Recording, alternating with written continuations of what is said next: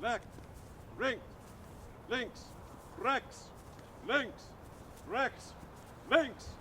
We're gonna need at least a half an hour to get the women's. There'll be plenty war of time done, because we'll makeup, break for lunch. I'll get them off to lunch. Hitler is always hungry, so we'll just. So we're just trundle them putting off. biblical times then, sort of on hold. That's out of the way for now. We're going to go right into the Hitler Put 'em on to story one now. room. We're going to pound that one through because I want to get some kind of result there with Hitler. Democracy is the worst of all possible evils. Only one man can and should give orders. This is the ideal to which I am working towards since 1918, and when I think that my movement, which has grown from 7 men to 12 million, has raised me aloft from a simple soldier to Reich Chancellor, it seems to show that there's still a large part of the public waiting to be won over this ideal. The public has got to learn to think as a nation. This will weld it together, and this cannot be done by persuasion alone, but only by force. As we approach the millennium, we look back upon the Second World War as the most catastrophic event of the century. Our guest tonight is the brilliant and controversial Dr. Sam Cohen. He is a psychiatrist and author of the best-selling book Psychohistory. He is also pioneer of a radical therapy technique for people who believe themselves to be historical figures. Now, we have all heard of mental patients who think they are Jesus or Napoleon. Just what is this phenomenon? Well, I call it psychohistorical schizophrenia or psychohistorical multiple personality disorder with temporal displacement. See, my patients believe they are specific historical figures, sometimes more than one. Their knowledge of these actual characters is so profound that some people are tempted to believe that they are reincarnations. Many of these individuals are brilliant, but of course, you cannot function in society if you believe that you are, for example, Adolf Hitler. And I gather that you have a patient who does believe he is Adolf Hitler. That's correct, yes, I do.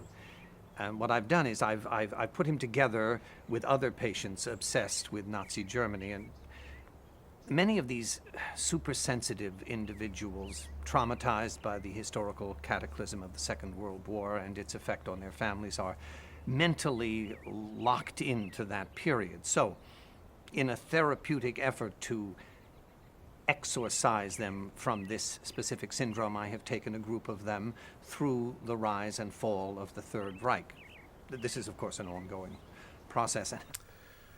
A genius, mocked as a lunatic, believes he's Hitler. All right, we have a black Mercedes. Is driving through the smoking ruins of bombed-out Berlin. It's November 1944. Albert Speer Minister for Armament. is inside the Mercedes, looking out the windows at the devastation. The Reich Chancellery. Hitler's bunker, later that day. In the distance, we can hear the continual rumble of bombs exploding. Speer is ushered in to see Hitler, aged 55. He is shocked at the sight of him, a wreck of a man, but his intense stare is still intact. This shell of a man has brought Europe to its knees. I need the uniform. I need the uniform. You can't have the uniform. It's in the dry cleaners. I need the mustache. I need the pills. I am sick to death of it all. You can't imagine how sick of it I am. There's betrayal everywhere. When this war is over, people can vote on me. But until then, now, everyone is executed. If the German people are incapable of winning this war or of appreciating me, well then, I'll fight it alone. Let them go ahead. Go ahead. Desert me. So, If Germany is not worthy of me, well then, let her perish. There is still time to get out. I'm staying here. You can watch me die. Perhaps I'll get arrested by the Allies, spend 20 years in Spandau jail, write the bestseller on this moral dilemma, being a Nazi, and die in London with my mistress. Get this Spear, leave us, please. Ja, auf Wiedersehen. All right, finally today, we revisit Hitler's suite in Hitler's bunker, April 1945. I'm so sick and tired of dying. I've done it 3 times this week.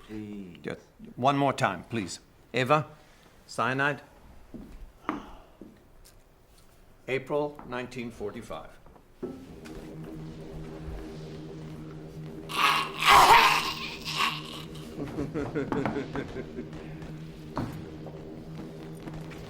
Where's the gun? I don't know. I can't do this with that again. This place is falling apart! All right, that's fine. Good. That's it for today. I'm hungry. We have some lovely steamed vegetables tonight. The gun. You're supposed to have the gun there. Tell us exactly what the therapy is. Walk us through the process. My creative technique of therapy is to throw these patients into an historical chronology by setting up a specific time and place. It's like stage directions for a play. In fact, I have people helping me. I have other therapists and interns, actors, out-of-work actors. I myself have been known to essay certain historical figures. In fact, I confess to enjoying that aspect of the work. Today, I'd like to keep to my schedule. Please bear with me. Okay, now for some childhood memories. A church in Lambach. Hitler is singing in the choir.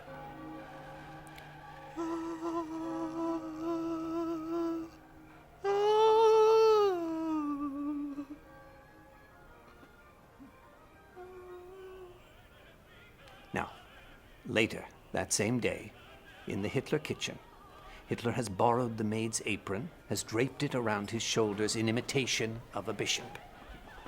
The Virgin Mary. His drunken father enters.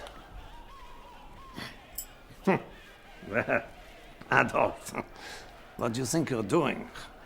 I'm the Virgin Mary, Father. Are you? Yeah, I'll show you what you are.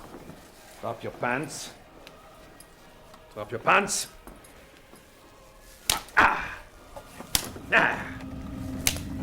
Virgin Mary.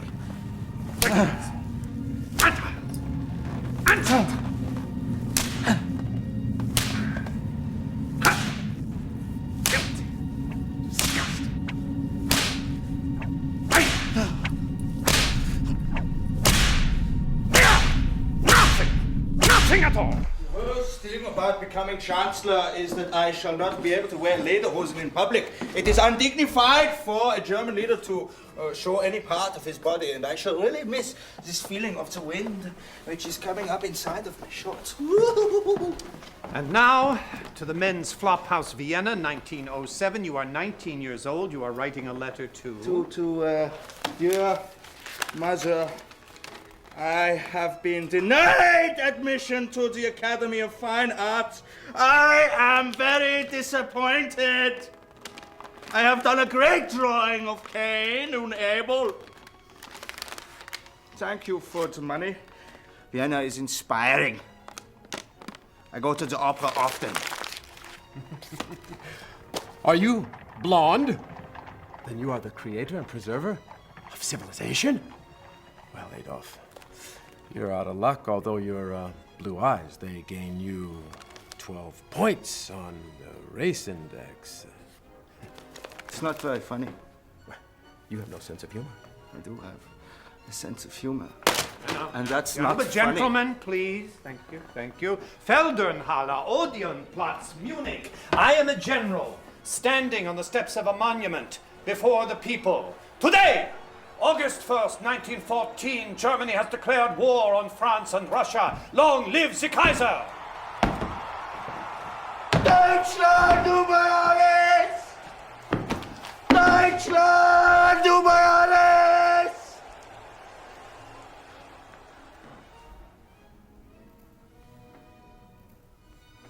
Who's she? Oh, she thinks she's Eva Braun. She is Eva. What about the other Eva? The other Eva. You're crazy. She's a fraud, the other Eva. She's probably sent here by that alcoholic pig, Churchill, and the Zionists, you know? You never told me that before. Oh, I never told you that before, huh? But I don't have to tell you everything, do I? Huh? I'm very impressed, though, that you actually found the real Eva. War Zone, Ypres, France, October 29, 1914, 7 p.m. I first met Adolf Hitler in Flanders, 1914. He was 25. I was his superior battalion officer, and we were running like hell from British bullets.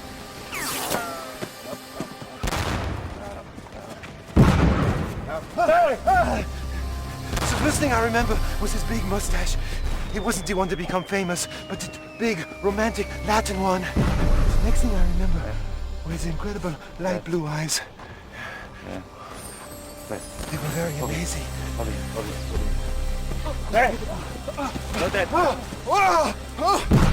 Oh, that's what we were! How did you know? I heard a voice. Bang! Shit, our men are shooting at each other. Oh, Jesus Christ! Come on, bang! We'll go up. I'll go to headquarters. No, I go too. We both go. Yeah, wait. If one of us gets hurt, we get the message to HQ. Yeah, it's all right. We'll both go. Come on. Bang! I believe I was the first person to do insane things with Adolf Hitler. Bang! Yeah. Don't be a pansy now. Don't be a pansy. Calm down. It has been thanks to Hitler's unflagging efforts that important messages continued to get through. Hitler received the Iron Cross Second Class for gallant conduct during the fighting at Weichet on 1 December 1914. I consider that he fully deserves the Iron Cross First Class. Lieutenant Colonel Freiherr von Gothen. How long have you been at the front? 4 years. Well done. I want the truth. Will I be blind? Oh, it's too early to tell. But don't lose heart. Many of these cases fully recover from gas injuries. Yeah? I'll see you again tomorrow.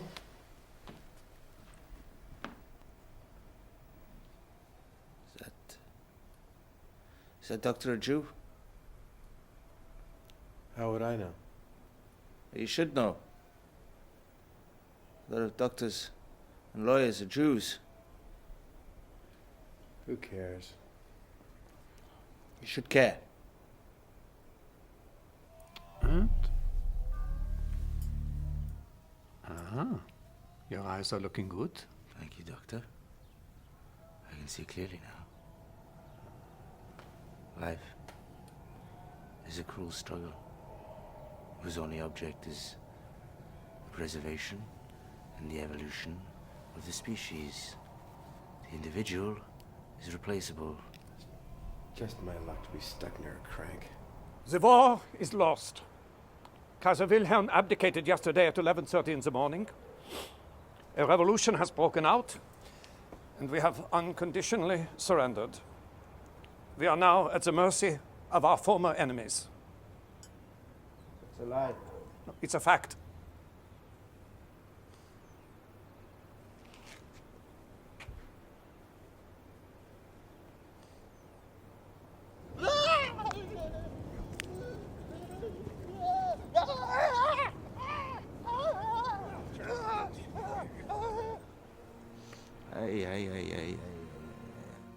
Right, today we reflect on the occult origins of the Nazi Party. You call it occult, and I call it the battle against Christian Judeo-decadence. Just let me set the scene. We are in the Hotel 4 Jahreszeiten, Munich, November 9th, 1918. Baron Rudolf von Bettendorf, leader of the secret Tool Society, the occult society, is addressing its members. Behind him and on the table is a swastika pointing right, also a sword and a wreath. Herr Hitler, I know that you like to impersonate the Bottendorf. Dankeschön.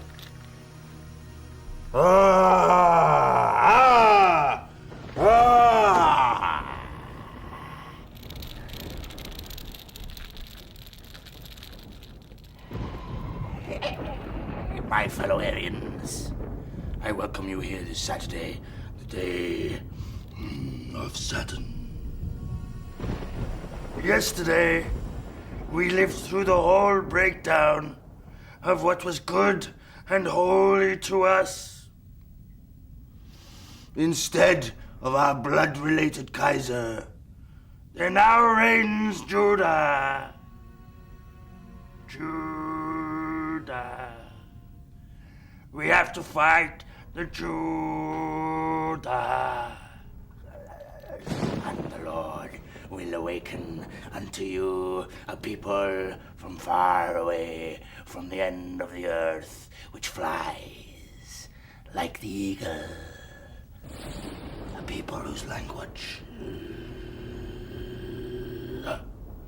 you do not understand. Give me a headache. Still in the army, and I don't have much which is useful to do. They pay me 3 marks a month to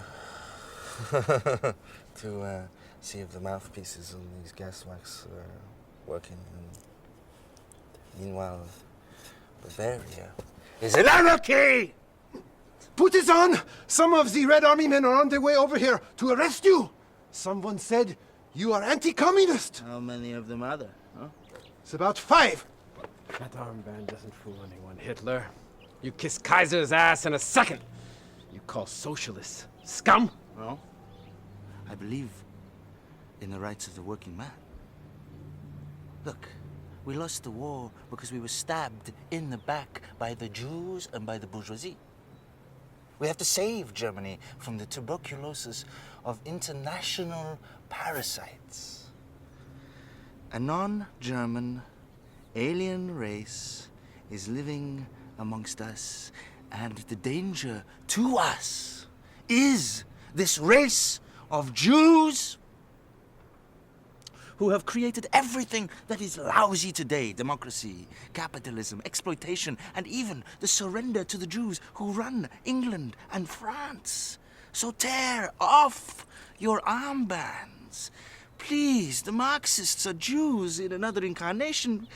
Marxism is international, it's not German. We fought for the glory of Germany. Yes, we didn't fight so we'd end up as communists for Russia? So tear off your armbands. You are Germans. You're not communists. Well, you're getting praise for your anti-Bolshevik speeches and political talent. It says here, he is a born people's speaker, and by his fanaticism and his crowd appeal, he clearly gets the attention of his audience and compels them to think his way. I struggle for the fatherland, Captain. I have an important assignment for you in my propaganda section. I want you to attend as many political meetings as possible. There are funds available for friendly groups. This proposal is actually playing into the hands of our enemies. Now, this is an offensive remark. Well, excuse me, but it's offensive to actually suggest that Germany should be split up. Because the disintegration is only going to benefit the Marxists and the Jews. And Germany has got a future. This one's got a big mouth. We can use him. Laugh. Go ahead. But the German people had better stick together. Because, you know what? If you don't, you're going to have the breakup of the race. You're going to have mongrelization. And what you need is anti-Semitism, which is based on reason. And a legal campaign which is going to deprive the Jews of all of the privileges which he alone is actually enjoying in the midst of all of us. He's enjoying it. Thank you. Please, come to our next meeting on Friday and read this, My Political Awakening. I think that you'll find it's in complete agreement with your ideas.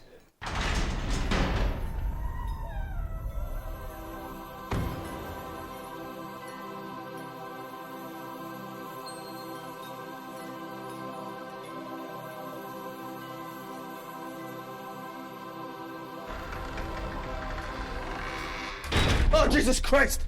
Jesus Christ! I'm having visions of Jesus Christ. I told you never to open those doors. Yes, I know, but symbolically? No, literally. All right. Now, you're in Drexler's home. You and Drexler are putting the finishing touches on the party program. Read this. We demand land and territories for the nourishment of our people and for settling our excess population. Oh, I love that. We demand. We demand the legal prosecution of all tendencies in art and in literature of a kind likely to disintegrate our life as a nation. Good. Jews cannot be citizens and are subject to laws for aliens. We expect great things from you in the future. Dankeschön. Here are your discharge papers. Dankeschön. You know you can always come to us if you need help. We wish you every success with the party. And we have a little surprise for you. Oh. Yeah. Thank you.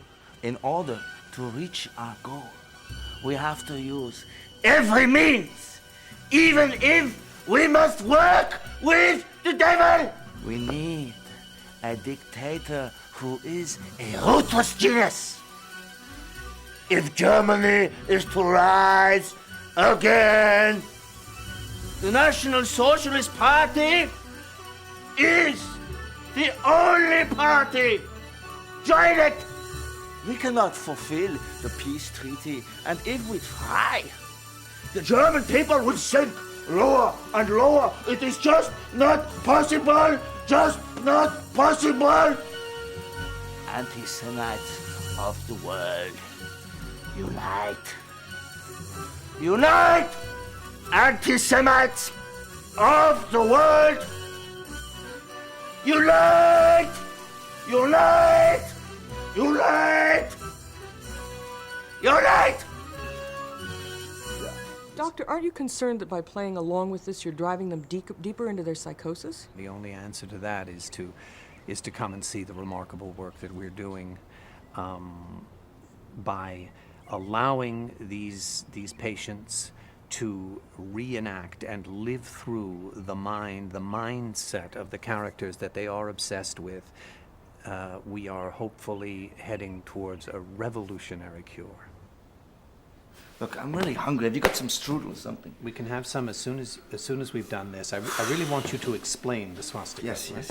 Okay, well, I've decided that red, the color of blood, is the most exciting color, you see, and all of the party posters feature it, and that infuriates the communists who say that it's their color, and the angrier they get, the more happy I am.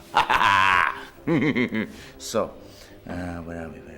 After endless attempts, I finally come up with the final design. It's a red flag, and it's got a white background and a black swastika right in the middle.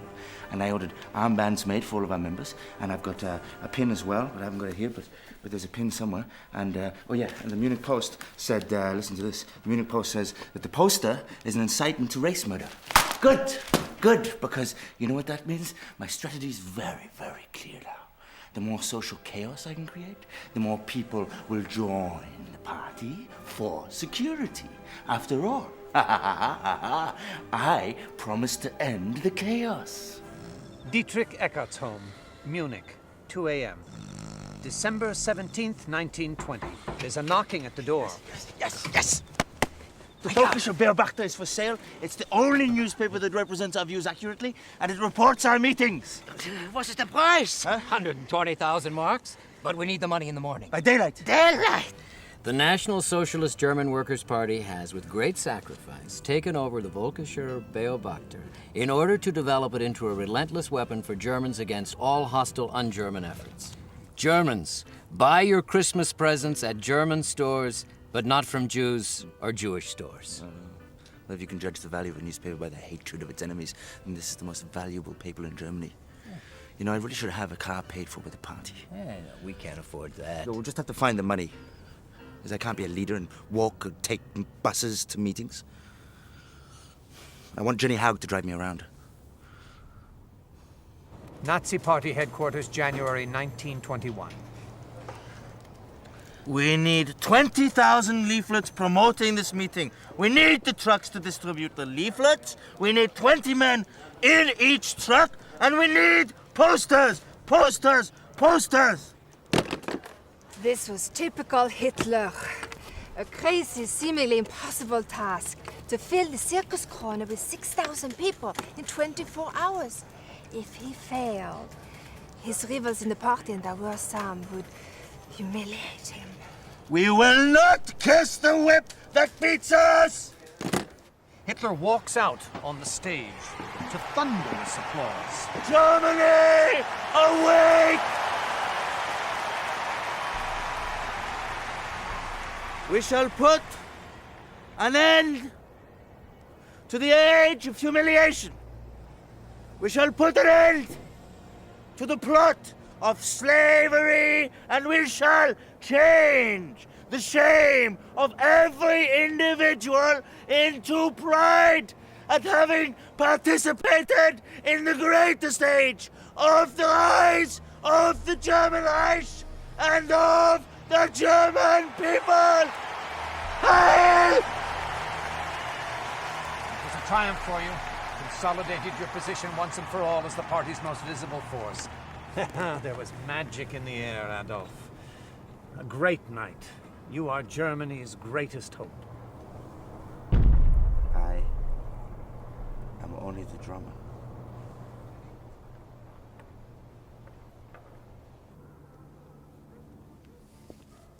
Beautiful, isn't it?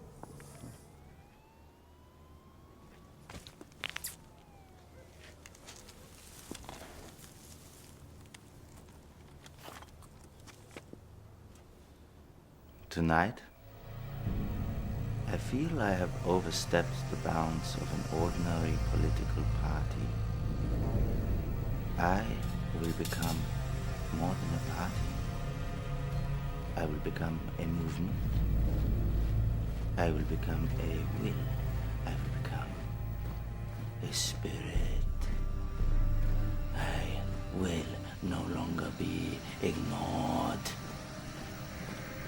I have studied history, and now I will create history. Germany, awake! Well, yeah. What the hell is going on here? Stop this immediately. Oh, go away. Sedation. Sedation for both of them. Come on. Get her out of here. Strap him down for the night. You have no power. I have all the power in the world. I am love. Strap him down and keep searching for Sheffield. Where's Sheffield? What's this?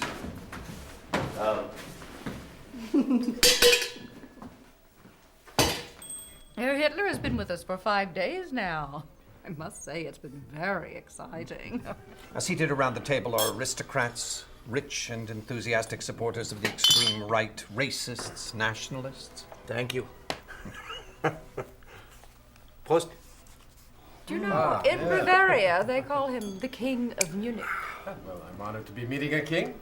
Hitler, how do you find Berlin? I enjoy the museums, but the degenerate influence of the Marxists and the Jewish aliens is quite frankly disgusting. You see, the diabolical terms of the surrender have created an economic depression. And this in turn has created depravity and decadence and immorality. Now, this is Marxist filth. Bravo. Well said. I have seen clubs where women dress up as men. Yes. And the men, they'll go around kissing openly in public the other men. Huh? I mean, this really symbolizes the total idiocy of democracy. Democracy is a fraud, and it is perpetrated upon us by the lesser races in order to weaken our will. Quite right. The day will come when this perversion will be amputated from our society like a gangrenous limb. Wolfshire is so colorful in his language. We greatly appreciate your contributions to the party. However, we want to join forces with Herr Dickel's party to strengthen our movement. There is obviously a role for you in the new party. This whole idea is a travesty. It's a joke. I reject it entirely. It's probably some kind of leftist Jewish plot. Nonsense. We will be strengthened. No! I resign from the party. I don't know if we can continue without Herr Hitler. He is our strongest speaker. Well, the party soon realized that without Herr Hitler there wasn't much leadership at all, so they sent Dietrich Eckart to see what Hitler would want to return to the fold. I want dictatorial authority. I want to carry out a ruthless cleaning of the foreign elements in the party. I demand the position of first chairman. What else?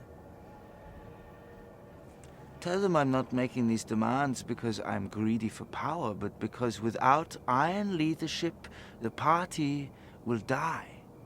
And the party must be run by my personal authority. Majority rule is a degenerate democratic concept, alien to our true Germanic soul. If I may make a suggestion, you should ask to be officially called Der Führer of the NSDAP. Absolute leader.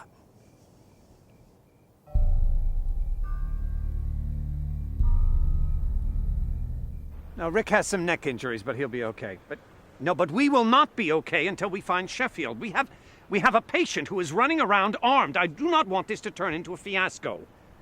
Look, I don't believe I'm Jesus or John or Paul or anybody. I just need a place to hide out for a few days.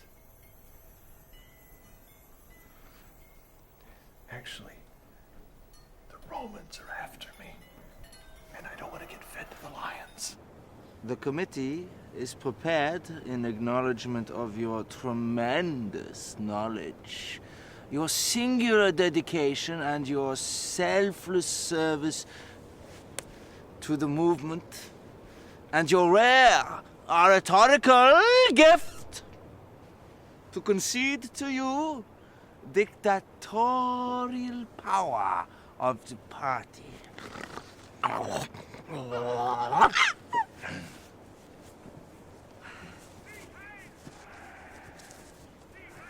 He doesn't care about me anymore. He must have met some whore. He belonged to Germany now, Jenny. You know that. Germany can have him. There are millions of good Germans to the left of us who are misguided and do not understand the truth yet. I am about to go and talk to them. This place is filled with communist scum, democratic toadies, socialist filth. They will try to disrupt the meeting. Will they succeed? No. Tonight will be a life or death fight. Nobody leaves this place unless they carry us out as corpses. Heil! Hitler is being interrogated by a police officer, me. Herr Hitler, we cannot tolerate any more of these violent disturbances. I promise, from the bottom of my heart, to do everything possible to stop these riots before they occur. Okay. Thank you, Herr Hitler. Welcome. We will be in touch.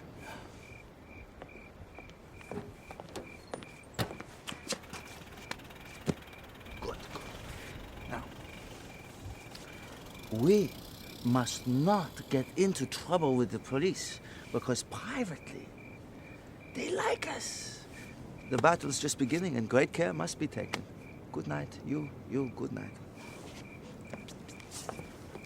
So, this speech is for the benefit of the police spies, and we are going to keep on being violent, and we're going to keep on being very, very ruthless and very, very, very brutal. The police will come after you? Well, not if the violence is convincingly spontaneous. Hitler. It's one of Hitler's many mothers, a Hitler Mutti. She owns a fruit shop near his apartment. She's one of his favorites. She gave him a little dog whip. What will your next speech be, Herr Hitler? It will be about the German woman and the Jew. That sounds disgusting. Yes, it is. It's an ugly story, Frau Schwer. You see, the Jew wants to disgrace Germans, and that's why the Jews give German women to Negroes for sexual perversions. Where did they do that? In Ireland. Good. Shocking. You know, you must tell people what they want to hear, and then it must be repeated and repeated and repeated. What's next on the schedule? What do you think? You'll never know what I'm thinking.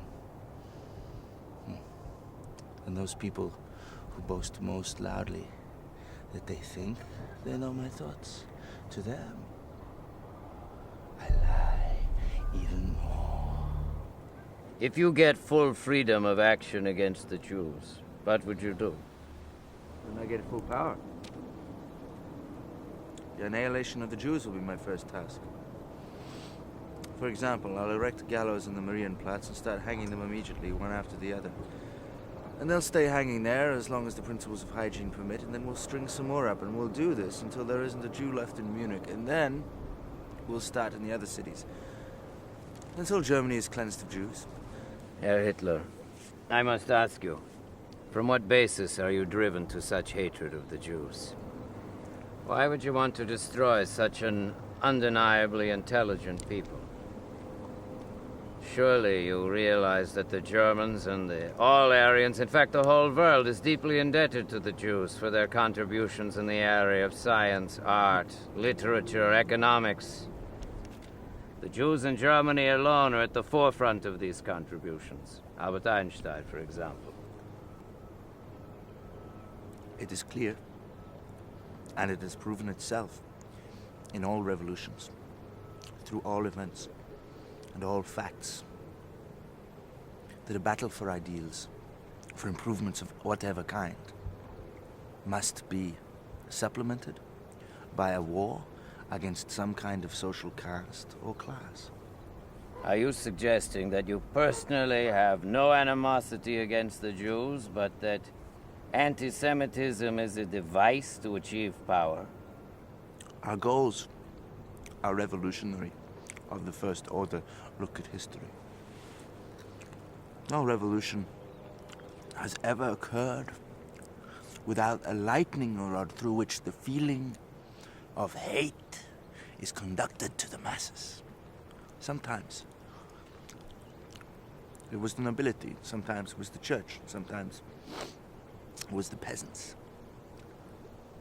I have concluded that in Germany, a battle against the Jews will be popular and successful because they control an enormous part of the German national wealth, and because they cannot protect themselves, and because there is no one who will provide protection for them, and because this wealth can be confiscated and can be used for the state. Thank you, Herr Hitler, for your time. I appreciate it. I thought you said he was sympathetic to us. I believed he was. It's a crucial meeting of the Bavarian establishment to decide Hitler's fate. 6 leaders of the main parties, including Erhard Auer, leader of the Social Democrats, and the head of the Bavarian government, Count Hugo von Lerchenfeld.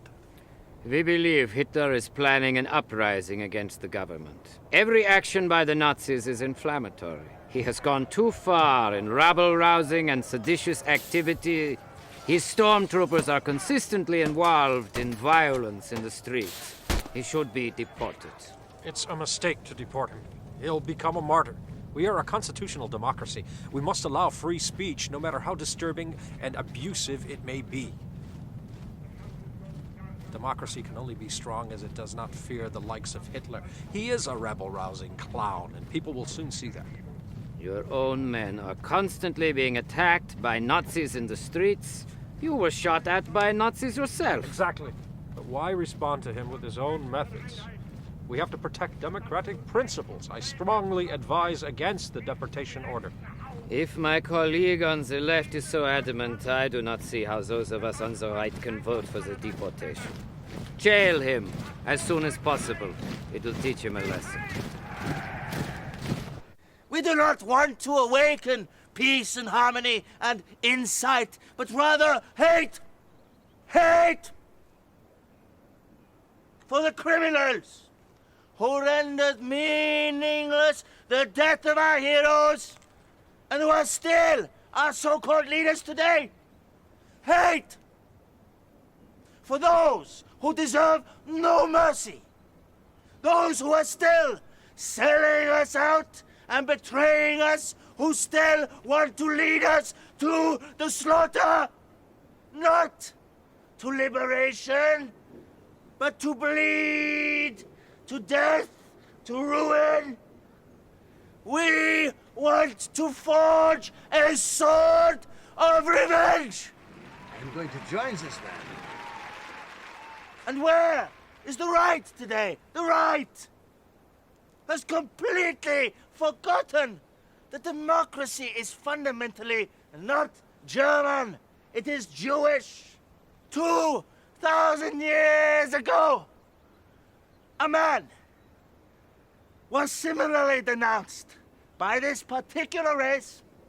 That man was dragged before a court, and they said, he is arousing the people, so he too was an agitator.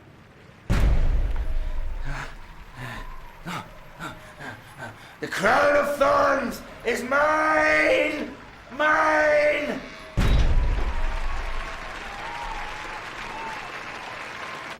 Look, I want to keep the media out of this. I will cooperate with the police in every way possible. Yeah. Look, I have to go. I have to see Hitler. He's about to meet Goering. I'm very happy that you joined the party at last, Captain Goering, because it's really an honor to have a war ace with us. No? It's a stroke of fate that you come to us now, because I need someone to reorganize my stormtroopers. Rex! Ho! They need real military discipline, which you can provide, I think. I am a man of action, Herr Hitler. And we are here to make history. Mussolini is making history in Rome right now. Do you really think he has a chance to take Rome? Absolutely. No question about it. His black shirts are powerful. And they're active. And they're brutally fighting the Reds. And I tell you something. He is exciting. And he's new. And he's young. And he's modern. You know? He reaches out to the ordinary man. Yeah. And if he comes to power, I think it will have a tremendous benefit for us. It will be an alliance of anti-democratic, anti-Bolshevik forces. I've needed help beyond the suburbs of Munich. Yeah. Well, Mr. Ford is certainly beyond the suburbs of Munich. Now, I am a great admirer of Mr. Ford. He understands the danger of the international Jew. I've read that he may run for presidency. I wish I could send some stormtroopers over to Chicago to help. Well, first I would like to help you smash some heads right here. Huh? Yeah. We did. My men are pining for some real action. Some blood, spill some guts. We have to be very, very careful in any action against the government. They want to put every red bastard up against the wall. The time will come. You are the only one who dare speak what we think. We'll protect you. Burger Braukeller, Munich, 8:15 p.m., November 8th, 1923. Follow me! He's got a pistol! His suit doesn't even fit. Quiet! Quiet! The National Revolution has begun! This hall is surrounded! Nobody leaves the room! You have broken your word of honor. You said you would never attempt a putsch. I did it for the good of Germany, and that honor supersedes all other honors. Please, gentlemen, join me. General Ludendorff is on his way at this very minute.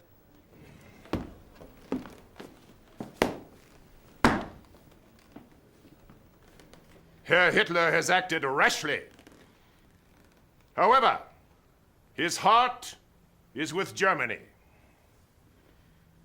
We are at a turning point in history, and the moment must be seized.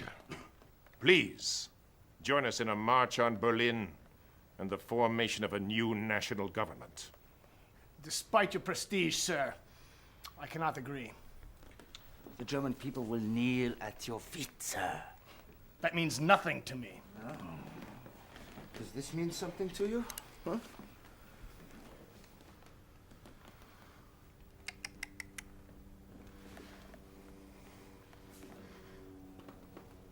We have a unique opportunity. I urge you to think of the good of the fatherland.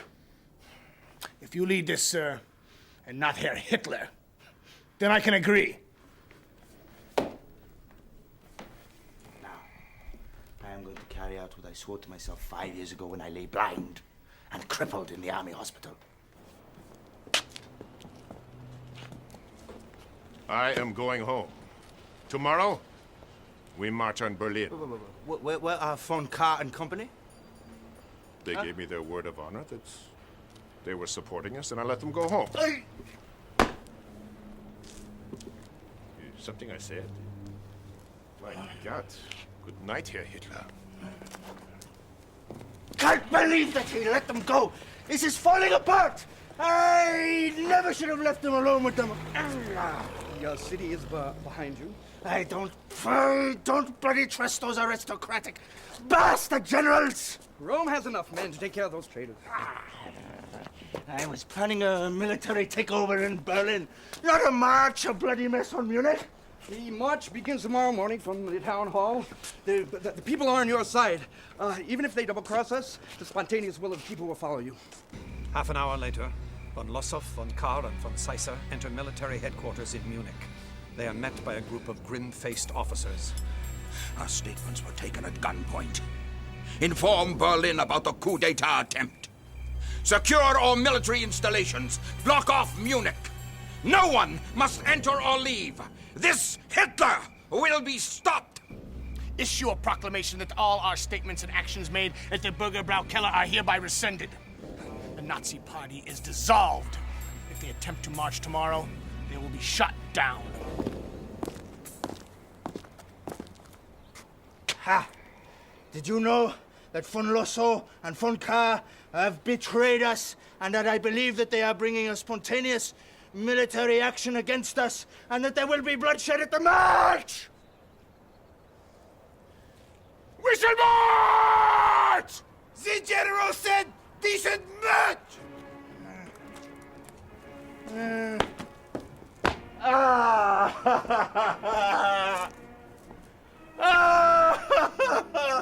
I can still feel the pain for my fallen comrades. Yes. Politics is like a whore. If you love her unsuccessfully, she bites your head off. I'll never let them take me alive. I'll kill myself first. Put that away. Get away from me! We understand Herr Hitler is here. Yeah? It's me, what? Well, sir, you are under arrest on charges of high treason. The trial of Hitler, now a national celebrity, begins in February 1924 at the infantry school in Munich. I cannot declare myself guilty. I confess to the deed, but I do not confess to the crime of high treason. There can be no question of treason in an action which aims to undo the betrayal of this country in 1918. I must reject the charge until I am joined by those gentlemen who wanted the same action as we, who discussed it, and who helped to prepare it down to the last detail. No matter how often Herr Hitler repeats himself, it is not true. He is tactless, limited, boring, sometimes brutal, sometimes sentimental, and unquestionably inferior. He considers himself the German Mussolini, and his followers speak of him as the German Messiah. He is not German. He is an Austrian. The fact is, he is a foreign agent. His party even receives money from foreigners. For example, the American Henry Ford. I do not consider myself a traitor. On the contrary, I am a German who only wants what is best for his country. The court recognizes Herr Hitler's patriotic motives and honorable intentions. The court waives deportation of a man who thinks and feels in German terms as Herr Hitler does. No, there will be silence in the court. However, the law has been broken, and Herr Hitler is sentenced to 5 years in prison, eligible for parole after 6 months. Yes, come here. Look at this. This will be the most monumental building of all time. And it's going to hold 17 times as many people as St. Peter's in Rome. Look at this, you see? This is one little person and two. I fit 17 times here and then 56 times here. So, beautiful. What do you think? It is, you are, I am, What? It is beautiful. Okay, listen to this. Listen. Landsberg Prison, outside Munich, December 20th, 1924. Heinrich Hoffmann, one of Hitler's closest friends, is standing by a big Daimler Benz, awaiting Hitler's release.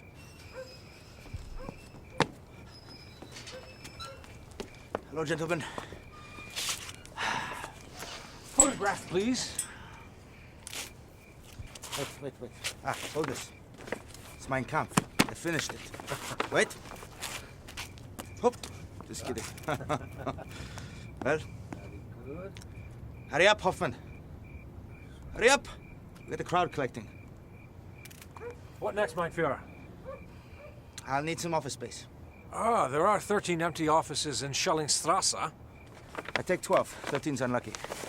Ho! That night after dinner in the Hanfstengel home, Hitler is relaxed as Putzi Hanfstengel plays a piece from Tristan und Isolde. 2 little children run around. Putzi finishes playing and... Bravo! Bravo! You know, it's nice to be in a room where there isn't the people. A new start for you, Adolf. You know, I think you should change that mustache. It doesn't have enough dignity. Perhaps a goatee would be better, eh? Oh, one day, Hanfstengel, my mustache will be the vogue in all of Europe. Children, did you know that I was at one of the greatest battles of the First World War? The Somme. Tell us the story, Uncle Adolf. Well, it began like this. We opened fire with our howitzers.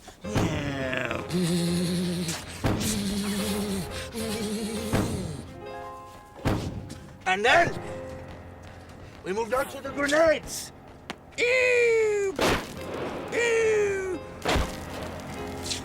And then we had more howitzers, and they were coming at us.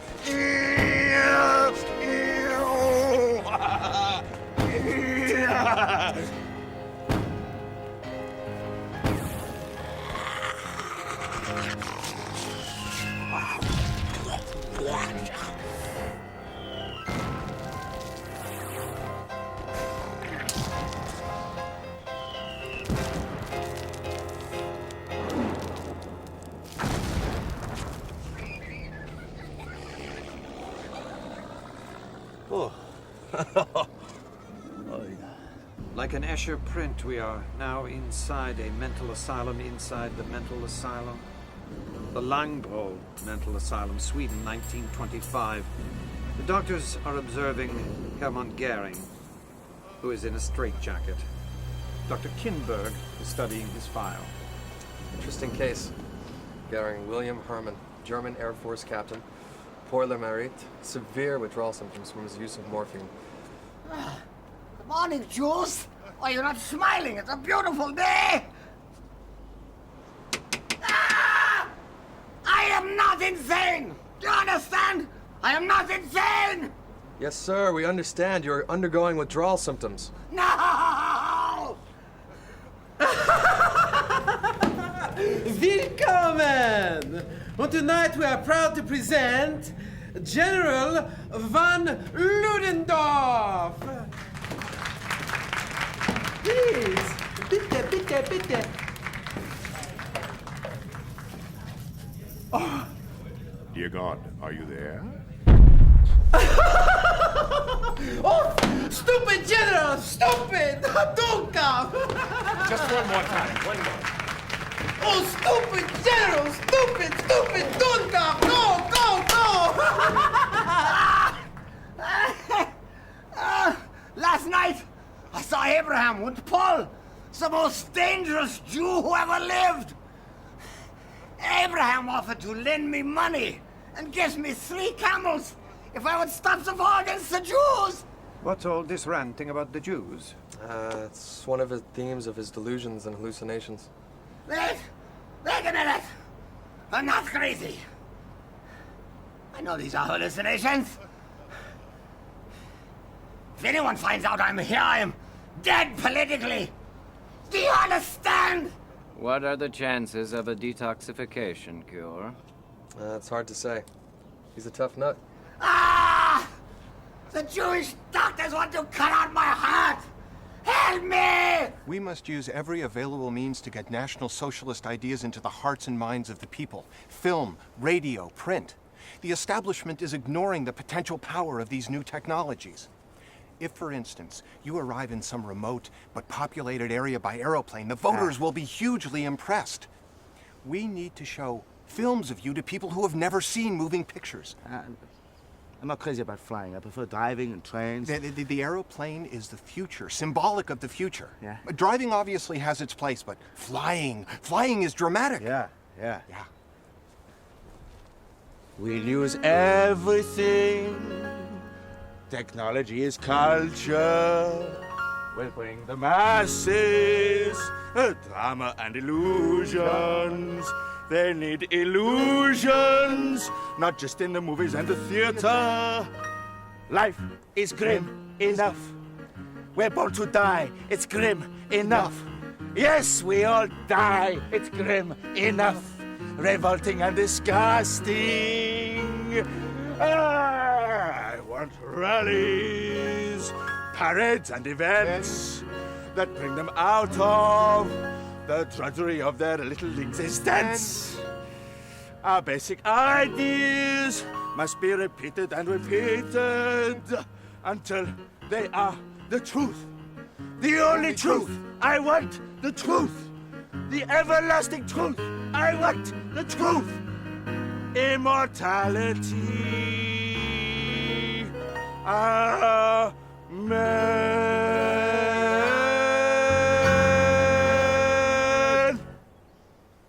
We need to target the youth so that when they reach voting age, they will already be with us. Yeah. Millions of votes. I'm putting you in charge of propaganda, Dr. Goebbels. Your first task will be Berlin. You've made an amazing recovery, Captain Goering. Congratulations to you and your wife. You're saying we call him Mein Führer in private? What the hell is going on? Was this your idea, Goebbels? It's Dr. Goebbels.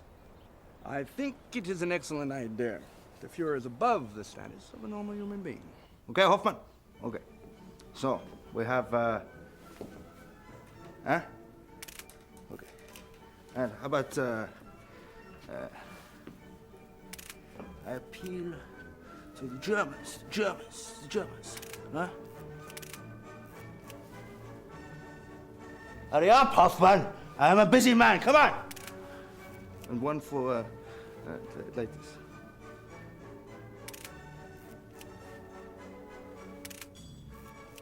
Wait.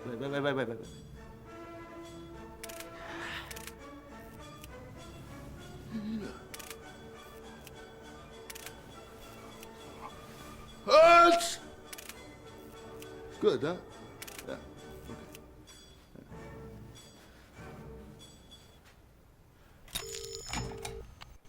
Yeah. Mein Führer. 1928 is almost over. What a year. We won nearly 1 million votes thanks to your incredible energy. What did you say, Uncle Adolf? No. I said good. The economic chaos in the democracies helps my cause. Good. I don't understand all that politics. Oh, well, you don't have to, my little sweetie. You want a chocolate? We find you a nice chocolate. Here we are.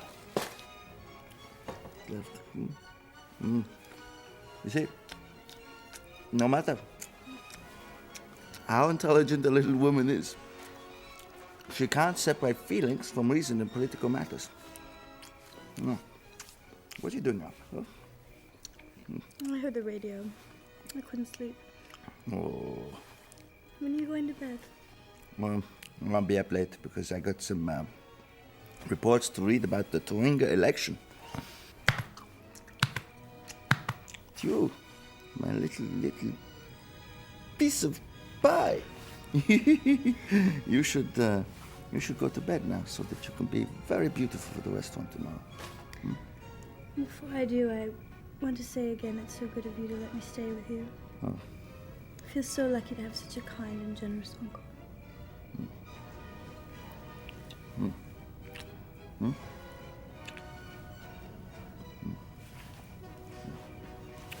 Mwah.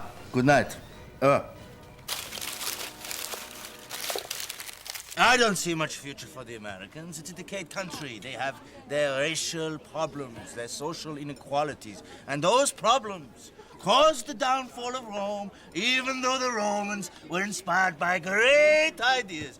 Great ideas are non-existent in America. America is half Judaized, half Negrified. Let me tell you, I like an Englishman 1,000 times better than I like an American. You know, and the economic chaos only helps us because fear helps us. Every new voter must become a voter for us, a voter for us, a voter for us. I'm going to miss the shops, Uncle Adolf. Oh. Emil could take me. No, he won't. No, he won't. I'm going to take you. Let's go shopping. Isn't she just a little pumpkin pie? Pumpkin pie. Heinrich Hoffmann's photo studio, Munich, 1929. Hoffmann greets Hitler and immediately shows him some new photos. They're really excellent, you know, Hoffmann. Really. I think we can make postcards. Now, propaganda and make a little money. Well, you know, it's not capitalism that I'm opposed to, it's democracy. This is her Wolf. This is our pretty new assistant, the little Eva. Eva, little Fräulein Braun. Braun, sit. Braun. Mwah. Oh, little lollipop. So, I see you next week, huh?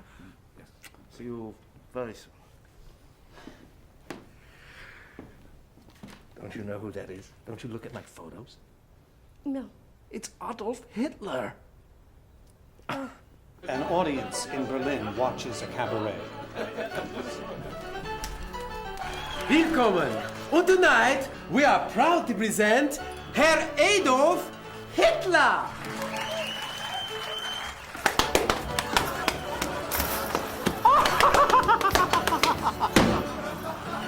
Ouch! Listen to this, Kelly, my little darling. Listen to this. All political analysts foresee big gains for the Nazi Party in the national elections in 2 weeks. Adolf Hitler has been campaigning across the country to huge crowds, and this seems to be having a big effect on the electorate. Uncle Audie, can I go to Vienna? I need to buy some new clothes. Kelly, have you been listening to me? Yes, but I'm so bored with all this politics. I want to have some fun. You never let me go out by myself. Well, you know, I have many enemies in the country, and it's very dangerous for you, Kelly. You're just jealous. I can't stand it. Come here. Mwah, mwah. I love you, Kelly. I love you. I love you too, Uncle Audie. I feel like I'm in a prison sometimes. Fun. We have our love, and it's very, very special and very, very private, huh? Love is strange sometimes. Oh, Kelly. Kelly, Kelly. Mwah, mwah, mwah, mwah. I'm not worthy of you, Kelly. I don't like it when you say that. Everyone says you're the savior of Germany, fawning over you, obeying you. And then when we're alone, you say such stuff. It makes me crazy. Mwah. Hey, this little piggy went to market. This little piggy went to town. This little piggy had a roast beef, and this little piggy had none. And this little piggy went, woo, all the way home. Woo, mwah, oh.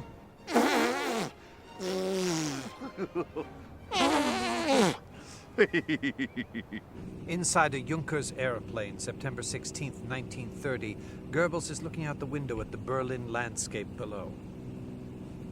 The breakthrough has occurred. 2 days ago, on 14th September 1930, we won over 6 million votes, about 18% of the national vote. This means we will have 107 deputies in the Reichstag. There are overtures from the establishment, but the Fuhrer will accept nothing less than the position of Chancellor.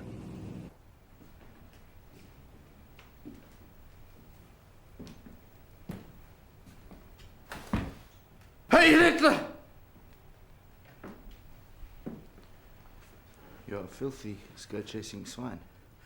Oh, no, my Fuhrer, you misunderstand! I understand only too well. My driver wants to have sexual relations with my niece. Huh? Oh, no, my Fuhrer, no! Stop! No! I'm gonna kill you! Yes, come here! I'll kill you! You little shit! How dare you? I'm not your slave.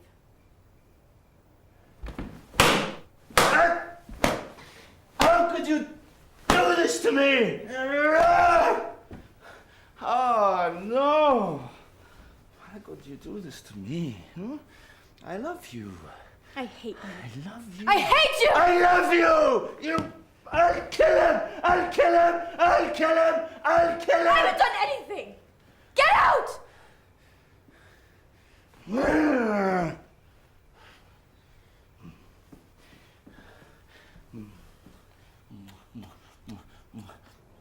My slogan, Hitler over Germany, is working well. We plan for the Fuhrer to visit 25 cities in 8 days by plane. I mustn't forget to rewrite Nostradamus, inserting Adolf Hitler into the prophecies. I'm honored that you think so. Beautiful. Yeah, very beautiful. Perfect example of Aryan beauty.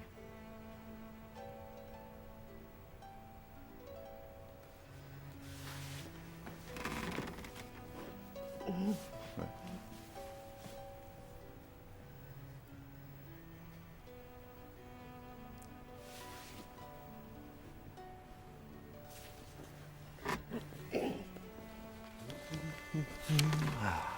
I missed you tonight. Get away from me. I love you, Kelly. I love you. I know about the little whore at the Photoshop, Uncle. I'm leaving tonight. She doesn't mean anything to me. You know that I love you. Your skin is so soft. I've told some people about what you've been doing to me. Who have you been telling? I'm not telling you. The things you've been asking me to do to you are perverted. But now you have another little bitch to teach, but she's all yours. I'm going to be able to get away from you, your party of bodyguards. I hate you. If you hate me, then you must use the whip. Huh? I'm going to tell the whole world about you. Those are master's instruction to call you Herr Hesse if I ever had any trouble here. But this, how could something like this? You may leave us, Frau Winter. He's going to be so distraught. He loved her so much.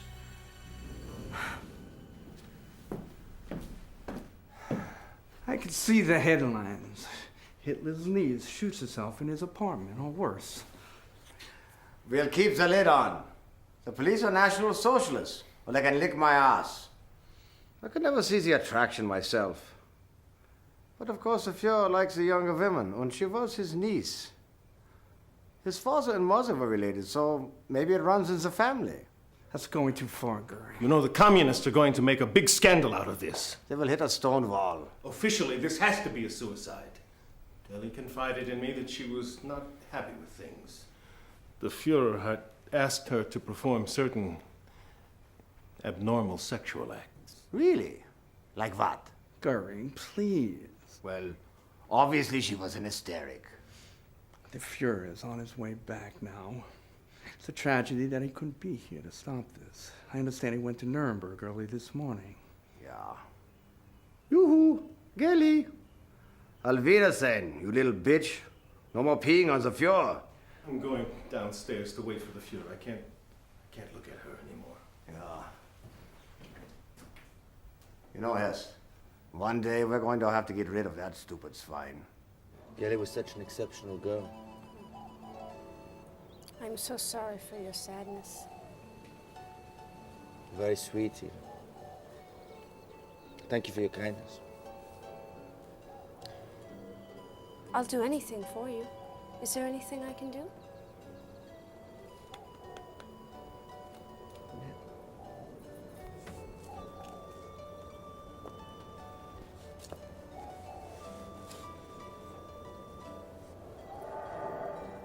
In a train entering Berlin, August 1st, 1932, Goebbels is making another diary notation. Triumph! We got over 13 million votes, more than 37.4% of the electorate. 230 deputies in the Reichstag. We are now the most powerful party in the country. The ultimate prize is within our reach. If we can win Hindenburg over, the Fuhrer will be Chancellor and the revolution can begin. Did you get that? In Berlin, President Hindenburg, now in his 80s, is meeting with Alfred Hugenberg, leader of the rightist German National People's Party, and Secretary of State Otto Meissner. Gentlemen, my position as head of state of our great fatherland is a difficult one in these times. The situation is a political pigsty. Von Papen has informed me he cannot form a coalition with other parties and therefore cannot be Chancellor. I cannot appoint a Chancellor who cannot control the Parliament. What do you think of Hitler? No, I don't like him. His whole manner of handling political matters makes it extremely difficult to give him the leadership. He seeks absolute dictatorship. 13 million votes cannot be ignored. All classes. I also believe he will deal brutally with the communists. Meissner, is it true he was a house painter in Munich? He painted postcards. Now he believes he is the Messiah. He looks like a house painter. My dear Hugenberg, you speak as if from my own heart. I cannot appoint a house painter to Bismarck's chair, even if he has a big vote. Although I must admit his taunting of France, Britain, and America does have a certain appeal to me. Do you think he would start another war, Meissner? Perhaps. He wants to tear up the Versailles Treaty and rearm. That is popular. Sir? The musings of an old man, Meissner. An old man who is going to heaven or hell. Musings, you follow? I will make Hitler Minister of Post. Then he can study my face on a stamp and lick my backside. Arrange a meeting with Hitler immediately. Schnell, schnell. Who are you? Who am I? You're absolutely right. You're not actually supposed to be in this session. Give me your cooperation to stabilize the country. Please. Accept a post in the cabinet. With respect, a post does not reflect our movement's national popularity. I seek the chancellorship. And that means unequivocal leadership of the government. If that is not the case, then we can accept neither the power nor the responsibility.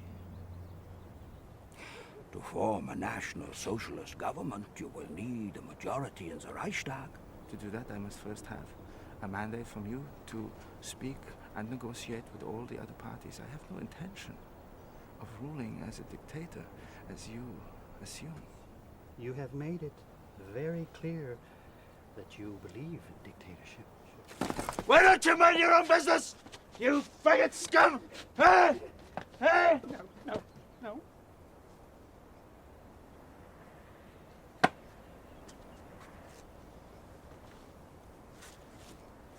With respect, parliamentary government has failed. And it is not the will of the people. The very idea of democracy is degenerate. It is part of the international conspiracy of the Jews. Only National Socialism with ruthless leadership can destroy the scum of communism and protect the fatherland and the German culture and restore our national pride. So I am compelled one more time to ask you to appoint me the leader of your cabinet. I emphasize again, you will need a majority in the parliament to become chancellor. Thank you. I thank you for the honor of your time.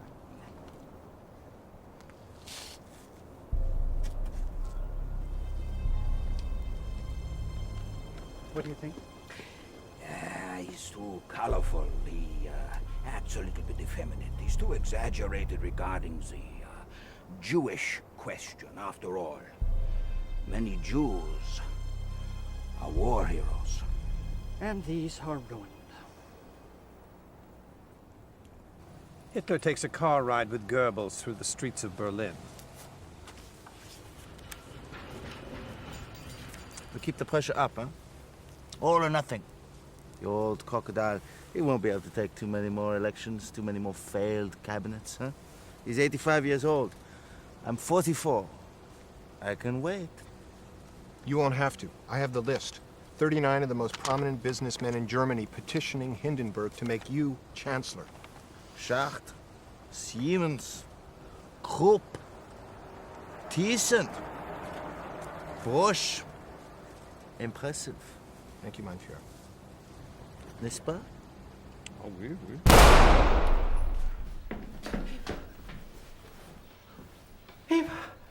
Doctor, thank you. Now, please tell me your medical opinion on whether Fräulein Braun really intended to kill herself, or was this merely a well-placed bullet that you could easily remove? Was this a fake attempt to get my attention?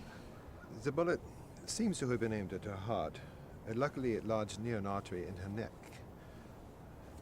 Luckily, we saved her just in time. Hitler. I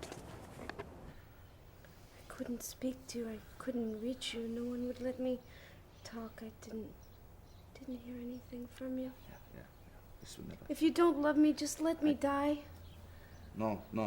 This will never happen again. You will always be able to reach me, and we spend more time together, many years. We would go walking in the mountains, huh? Yeah? Some days later, in a luxurious restaurant on the veranda of the Kaiserhof Hotel, Hitler is holding court, eating with Goebbels, Hesse, Himmler, and Rome. Hindenburg is not an anti-Semite, and it is a problem, because he must be made to understand that we are in a war of the gods. This is an actual war. Two worlds face each other. The forces of God against the forces of Satan. The Jewish Jehovah is Satan. No. The Jew is the anti-man. He is the creature from another god. He came from another root of the human race, from another planet. I have compared the Aryan and the Jew very carefully. And if I call one of them a human being, then I must call the other something else. Because the two are as different as man and the beast. Not that the Jew is a beast. In fact, he is much further from the beast than the Aryan is. No. He is a creature outside of nature. He is alien to nature. And this is a war. It is a war for the human evolution.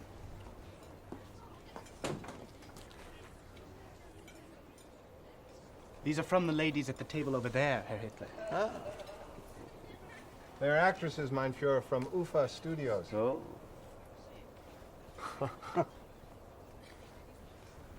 We've been busy, Goebbels. We must build a National Socialist cinema, mein Führer. Hey, isn't that Renate Mora? That's her.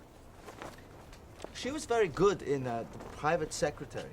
Her legs were actually plot point. Oh. Oh, painter, right? Now that doesn't look like me at all. It doesn't look like me at all. How much do you want for it? Hmm? You look like you're hungry. Priceless. Oh. And who are you? Pablo Picasso. Well, that's impossible. The degenerate lives in Paris. Who are you? I'm Adolf Hitler.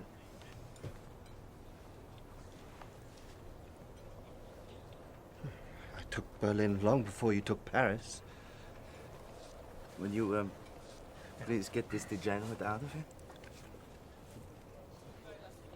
Pablo, you're not supposed to be here. Let's go back to Ward F. Come on now. Might I have one cookie? Oh, no, no cookies. One cookie. No cookies. One cookie. No, these are my cookies. One cookie. These are my cookies! Adolf. It's my cookie! No cookies! My table, my cookies! Come on, come on. What's going on here? You have betrayed us, Strasser. You met that stinking asshole von Schleicher behind our backs. I did nothing behind your back. He is offering you the vice-chancellorship, mein Führer, and I beg you, for the sake of the party and the country, to accept it. We have stymied the establishment, Strasser. They cannot govern without us. We must play our cards in full. No compromise. The Führer must be Chancellor. Exactly. We can't make a deal with von Schleicher, a puffed-up general who never won a single vote in his life. This is the end of the chess game, Strasser. No compromise. I implore you, mein Führer, accept this decent and honest... Honest? Never! Discussion of this issue is finished. I never gave you permission to meet with him! Enough of your betrayal! I resign from the party on the grounds that mein Führer no longer trusts me. The spell is broken for me. I'm getting away from this insanity. I'm going on holiday to Italy. Stay away from my home. I'm marked for murder. I know too much. No matter what happens, mark my word. From now on, Germany is in the hands of Adolf Hitler, an Austrian who is a congenital liar, Goering, who is a drug addict, and Goebbels, who is a clubfoot. And the last is the worst of all. The man is Satan in human form. They're Satanists. This is more than a political party. This is a new religion. Hitlerism. When he comes into power, he will try and turn history on its head and destroy the Judeo-Christian civilization. They're barbarians, and they relish it. But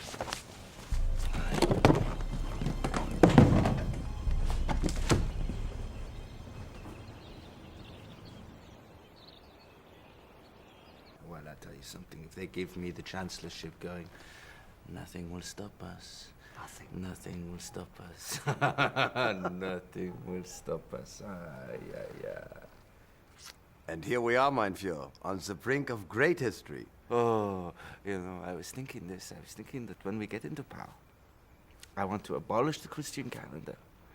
And I want to start at the year 0. I've got one foot in the grave, and I hope I don't regret this action in heaven. If you do this, sir, I do not know that you will go to heaven. Well, hell may be more amusing. Hell may be more amusing indeed. Outside President Hindenburg's office, January 30th, 1933. General von Schleicher has been unable to unify the country. On condition that Van Papen is Vice-Chancellor, I invite you to form a government and become Reich-Chancellor. You'll never regret this decision, sir.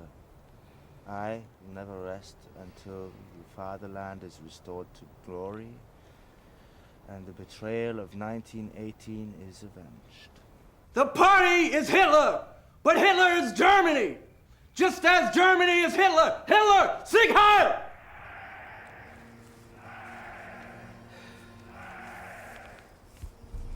It is almost like a dream. The German Revolution has begun.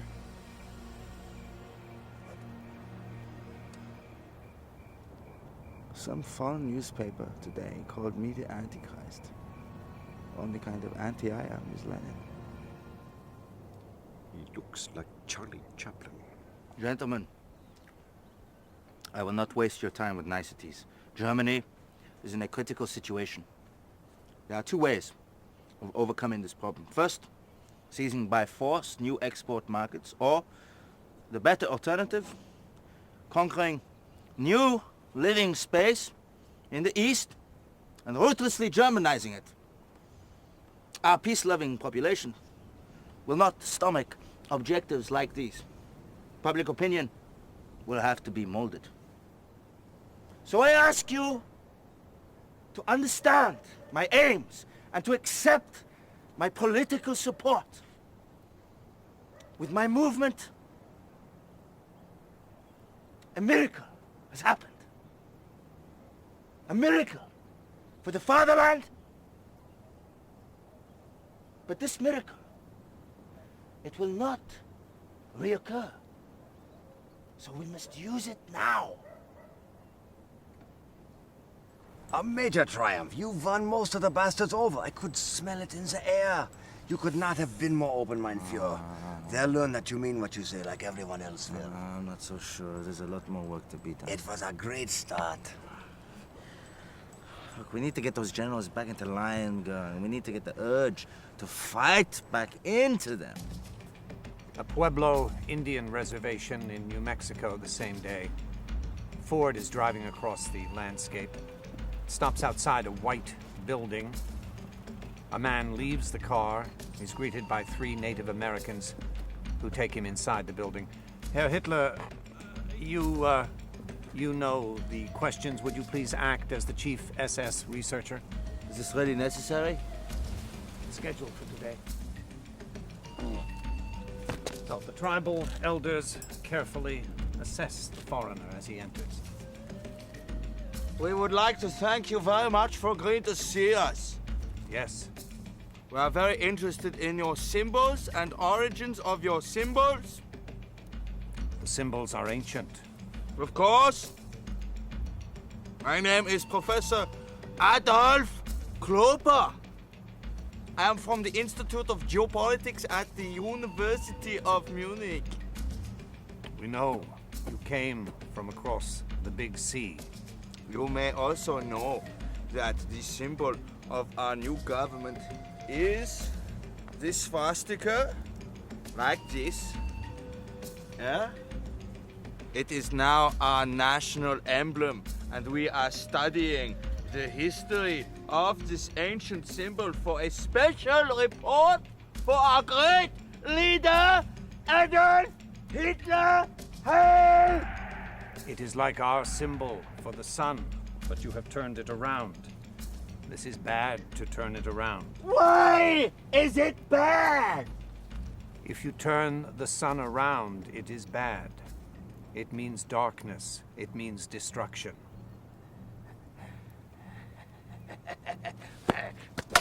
Yeah! Yeah! Herr Hitler, sedation. Yeah! You want some sedation? Destruction! A little sedation for you? Darkness! Boys, I think we better sedate him.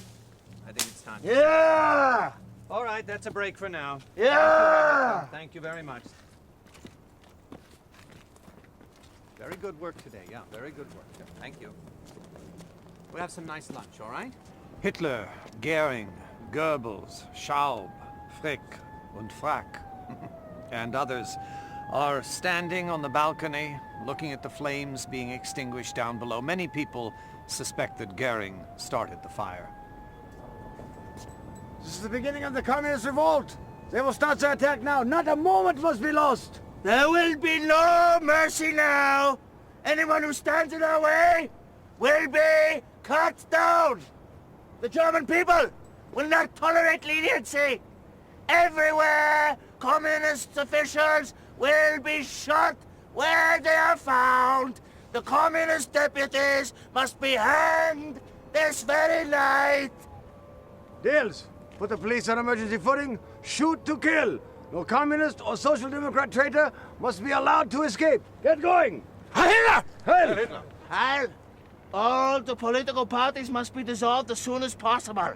National Socialism must become the state. Reich Chancellery, 1934. There's evidence that he is planning a coup. There is no question that the elimination of Rome would put the whole officers' corps behind us.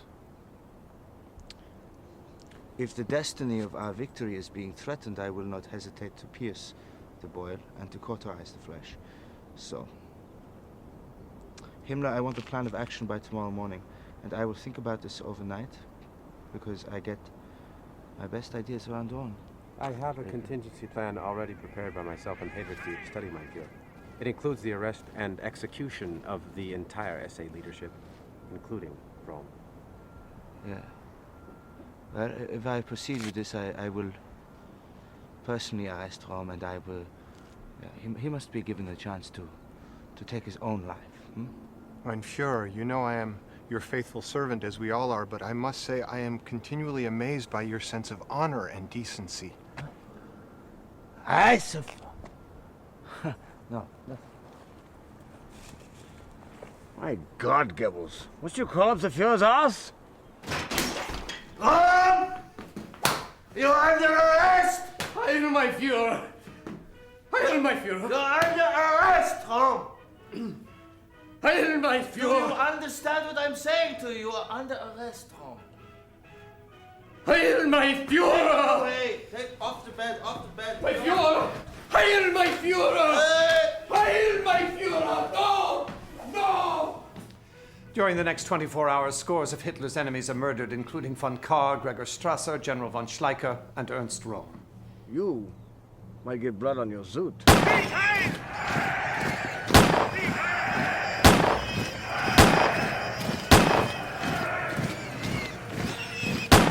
think that went very well. Very well.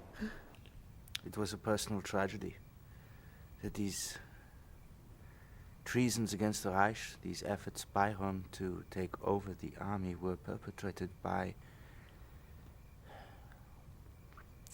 men who had been some of my oldest friends, my comrades in my struggle to make Germany great again.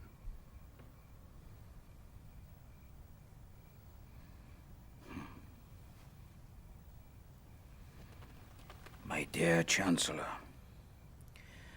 those who make history must be able to shed blood.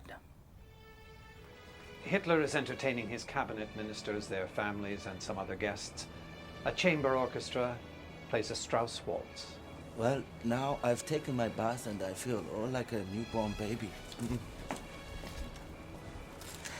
Fräulein Muller, may I say that you look ravishing as always? Oh, you're too kind, Herr Hitler. I want to thank you for your invitation today. Pleasure. Pleasure is mine. I would like to discuss more with you about film and the industry.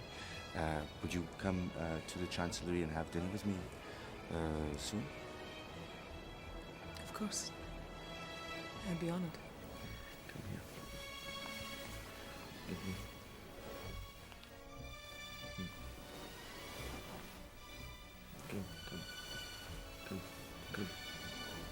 Come.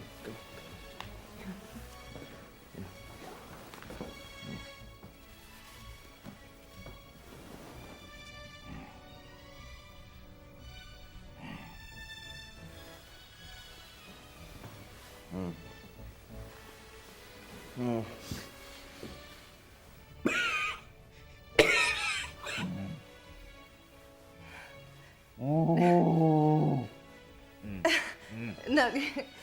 you're hurting me. That's... No! No!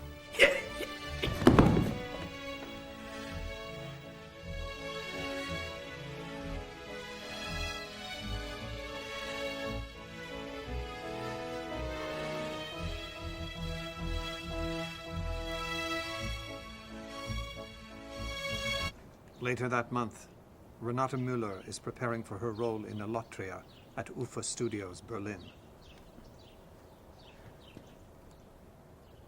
Good morning, Renate. Good morning. To what do I owe this honor? How's filming going? It's fine. I love light comedy. I have very disturbing reports of things you've been saying about the Fuhrer. It is very embarrassing to me since I am in charge of the film industry and you are a leading actress. Everything I have said is true. The Fuhrer is a genius. I know what you think. I heard your birthday broadcast for the great man, but I have seen a different side of him. And it disgusts me. It revolts me. I'm warning you, Renate. You are being watched carefully. Your phone is tapped. Any more treasonous remarks about the Fuhrer and you will leave me no choice but to take very serious action. It will not be light comedy. I'm going to rent you your own apartment. I don't want you working for Hoffman anymore. And I'm going to arrange everything. Okay? Okay. Go ahead. Renate Müller. Yes? We have a message for you from Reichsminister Goebbels. No, what are you doing? What are you doing? No! No! No! No!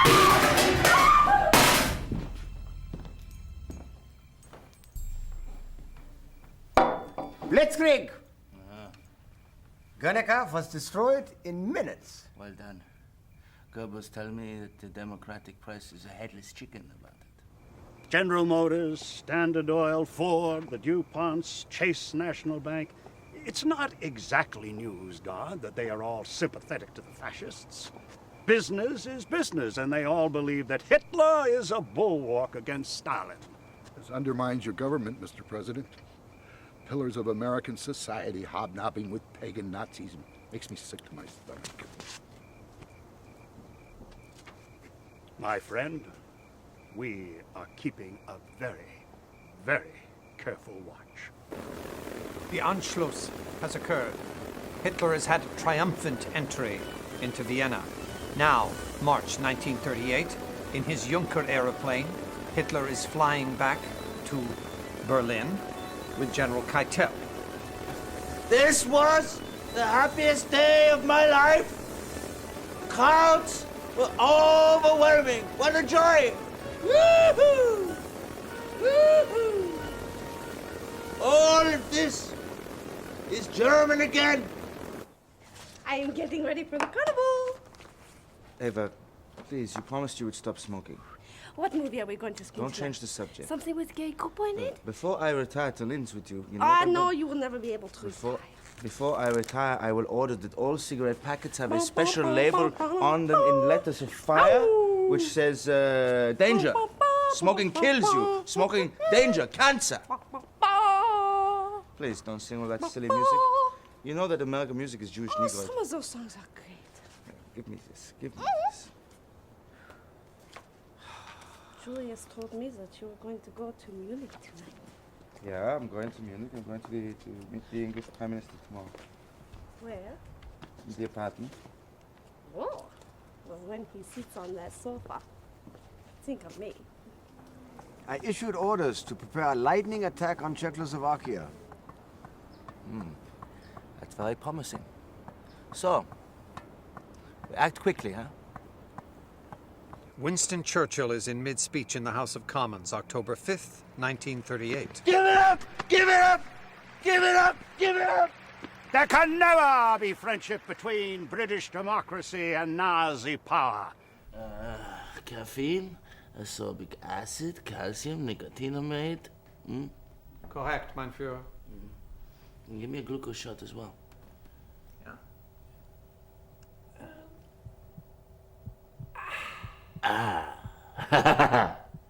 I need more control over the economy to get us ready. He has been a hindrance. Yeah, well, you'll get what you need. I see you after the meeting. Yeah. Herr Littler.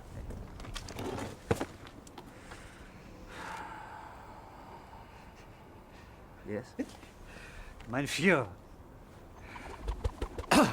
we are sitting on an inflationary volcano that will erupt and destroy our economy. I'm getting very tired of your negative remarks. Mein Führer, money which is necessary to finance the Anschluss, the Soldaten acquisition, and the general preparation for war has doubled the circulation of money, doubled it from 5.3 to 10.2 billion marks in 10 months. The reserves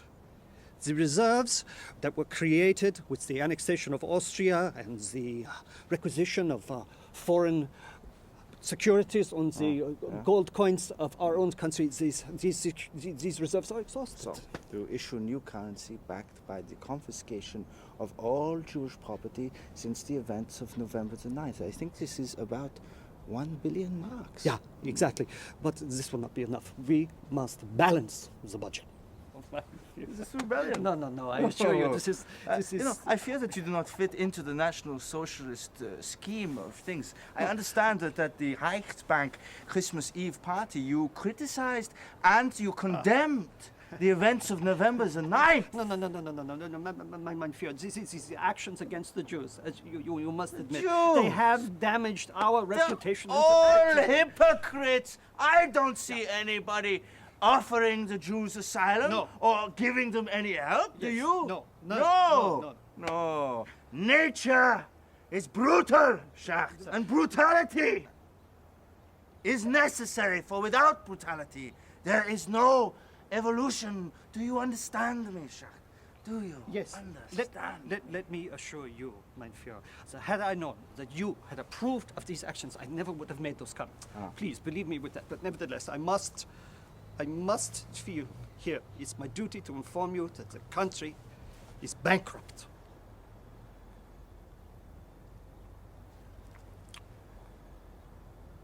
What we need now is a political solution, and that is military action to protect the German people. And your defeatism is unacceptable.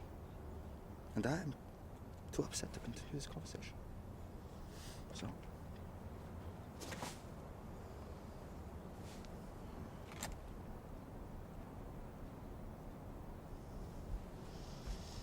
He has taken the country from depression into bankruptcy. The final option is at hand. The Soviet government has authorized me to inform you that it agrees to Herr von Ribbentrop's arrival in Moscow on the 23rd of August, signed Joseph Stalin. Congratulations, mein Führer. You must accompany von Ribbentrop to Moscow, because I want you to photograph this historic moment, and I want you to make sure that you get a close-up of Stalin's earlobes. I want to see whether there are ingrown Jewish earlobes or the separate Aryan type. On August 22nd, 1939, Hitler gives a top-secret speech to his generals at his home, the Berghof. We are about to embark on Campaign White against Poland. A campaign you cannot lose. I will not live forever. A lunatic could assassinate me at any moment. I have no fear of a second front, because Britain and France don't have any fight in them. I am only afraid that at the last minute some Schweinhund might put forward a mediation plan. I will provide a propaganda motive for launching this war, whether plausible or not. The victor is not challenged afterwards as to whether he has told the truth. Let me tell you something, gentlemen. If the British and that yid-ridden half-American drunkard Churchill, who is whipping up sentiment against us to get into power, if they want a war, then I shall build U-boats. U-boats! U-boats! I shall build U-boats, do you understand? And then I shall build aeroplanes! Aeroplanes! Aeroplanes! I shall build them, and I shall annihilate my enemies! Annihilate! Annihilate my enemies!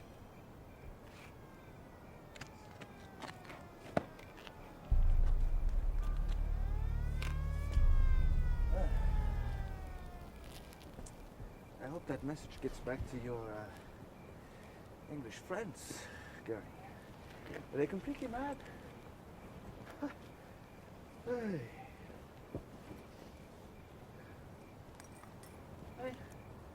They did it to India. We shall do it to Russia. And if the English and the French try to intervene in Poland, oh, but they won't, because they don't have the balls. And history is unfolding. I think they will declare war if we attack Poland.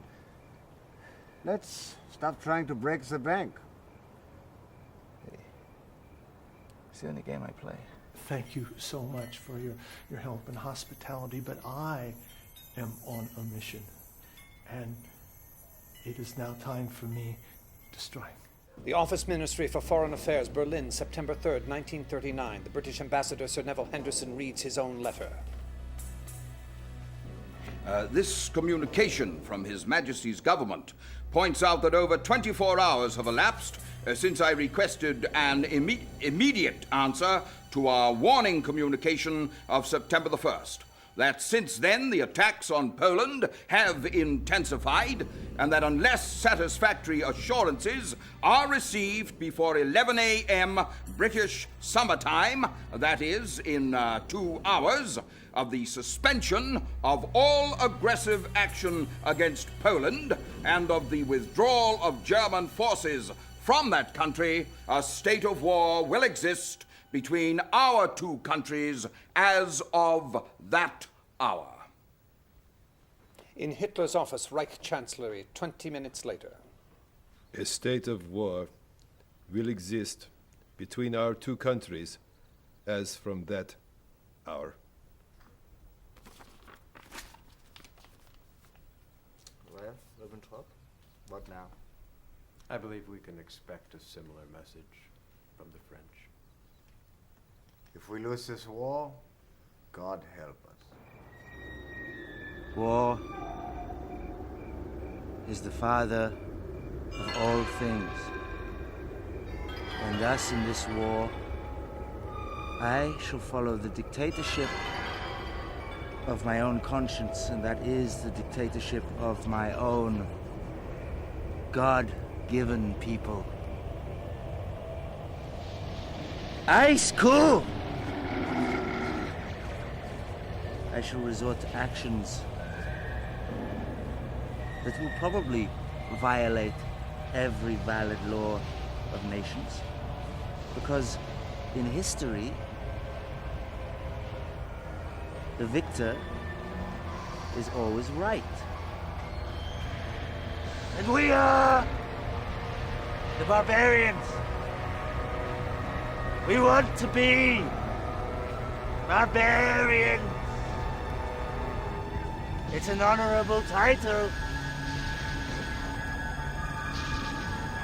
We want to rejuvenate the world.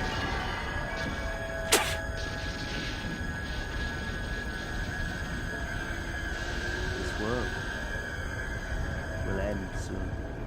Doctor, it sounds like you're running a summer stock company. You know, now that you mention it, it is one of my dreams to someday take some of these patients once we've taken through the whole process and a cure has been arrived at, it is my hope to form a company and actually perform some of these sessions that we're going through. I think it might be a very fascinating form of theater that a lay audience might get a great deal out of. It wouldn't concern you that you would be exploiting these people the way the mad people in Bedlam were exploited as objects of ridicule. No, I don't think that would be accurate. A 5, 6, 7, ooh. We'll use everything. Technology is culture. We'll bring the masses. Drama and illusions. They need illusions, not just in movies and the theater. Life is grim enough. We're born to die. It's grim enough. Yes, we'll all die. It's grim enough. Revolting and disgusting. I want rallies, parades and events that bring them out of the reality of their everyday existence. Our basic ideas must be repeated and repeated until they are the truth, the only truth. Yes, they're the truth, everlasting truth. The truth, the truth, immortality.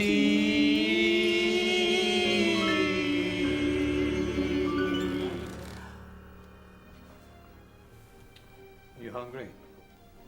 Huh? You hungry? No. All right, well, then we'll wait for lunch. You know, this is possibly the most exciting part of our work today, but as all exciting things, it's also possible it could be a little confusing. I want you to absorb this. Yeah, get All on right. with it. I'm Get on going to put this very simply now. I want you to hear what I'm saying. You are not Adolf Hitler.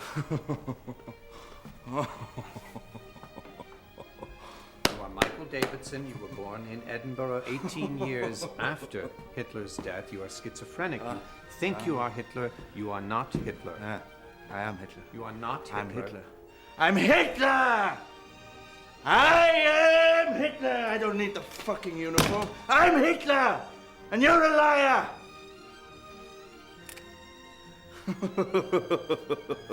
There's a man pointing a gun at you. Dr. Cohen's a Jew, Hitler! You can't let a Jew do this to me. He's a Jew! Damn it! Is this true? Huh?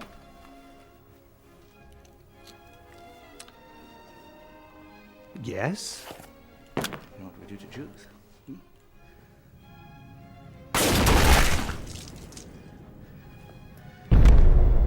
Just like that. Just like that.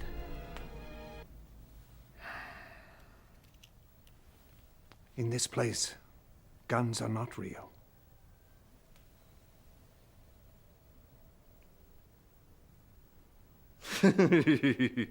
Well, these are real. I'm real. I'm real. This is real. This is real. This is real! You're not real. What is it?